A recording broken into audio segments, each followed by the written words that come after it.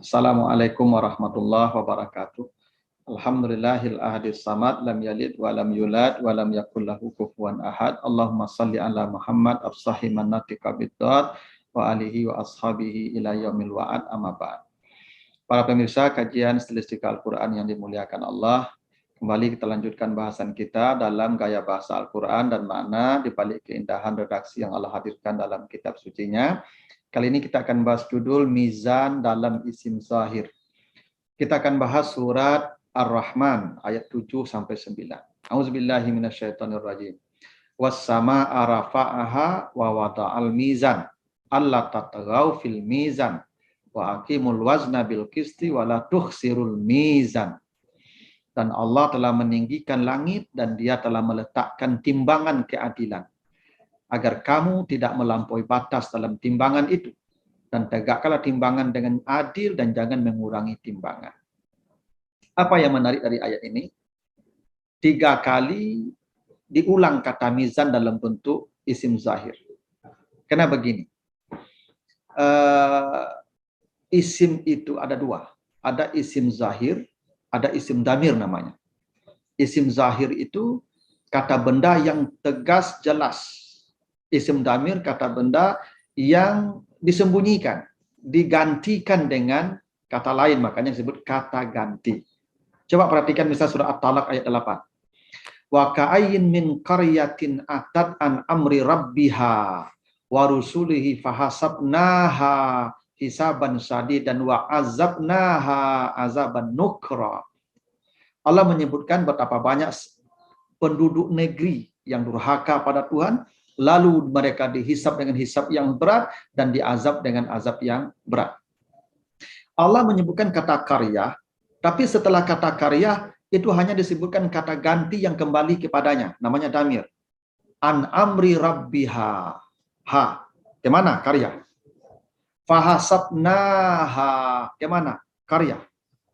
Wa azabnaha, kemana karya?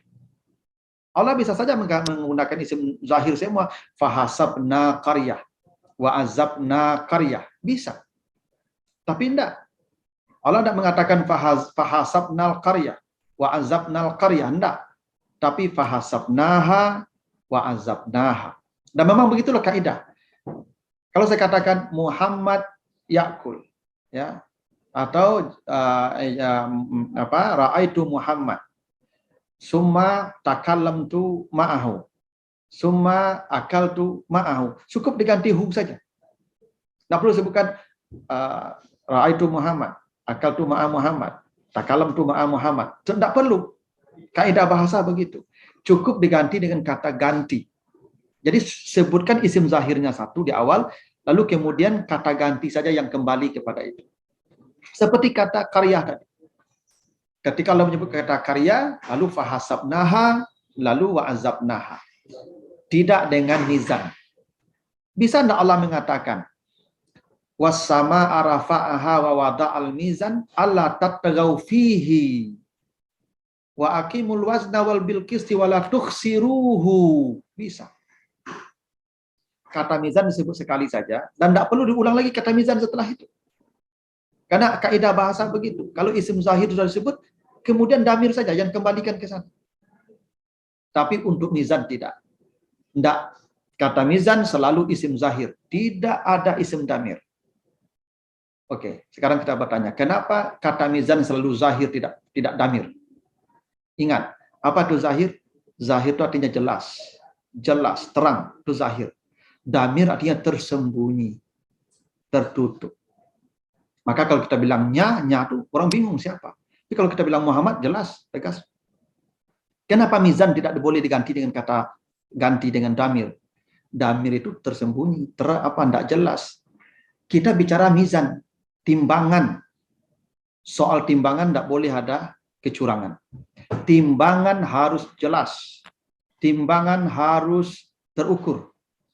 Timbangan harus tampak. Kalau timbangan damir, potensi kecurangan. Allah tidak menjadikan mizan sebagai damir, tapi Allah menjadikan mizan sebagai zahir. Al-mizan, wa wada al-mizan, ala tatagaw fil mizan, wala tukhsirul mizan. Tidak boleh diganti dengan kata ganti. Karena damir tersembunyi artinya. Mizan tidak boleh tersembunyi. Mizan harus terbuka, harus jelas. Karena ini menyangkut keadilan. Karena itulah tidak boleh ya itu perkara disembunyikan, tidak boleh transaksi disembunyikan. Semua di tempat terbuka. Itu kenapa ya transaksi di pasar, di tempat keramaian kan harus terbuka. Ya. Itu kenapa kata mizan tidak diganti Allah dengan damir, tapi selalu dihadirkan isim zahir. Itu satu alasannya. Karena timbangan tidak boleh disembunyi-sembunyikan. Tidak boleh timbangan damir. Timbangan harus jelas, terbuka, transparan. Itu sifat timbangan. Yang kedua, kenapa ada 3 kali kata mizan disebut Allah? Karena kita butuh 3 timbangan. Kita tidak hanya butuh 1 timbang, tapi 3 timbangan. Apa timbangan yang pertama? Al-Quran. Mizan pertama Al-Quran. Karena tanpa timbangan Al-Quran, kita tidak tahu mana yang hak, yang batil. Yang kedua, kita perlu timbangan kedua namanya akal. Akal itu mizan kedua. Dengan akal kita tahu mana yang baik, mana yang buruk, mana yang halal, mana yang haram. Akal menjadi ya salah satu mizan. Dan mizan ketiga baru neraca yang kita pakai untuk bertransaksi. Dan ketiga-tiganya harus hadir dalam kehidupan kita secara benar.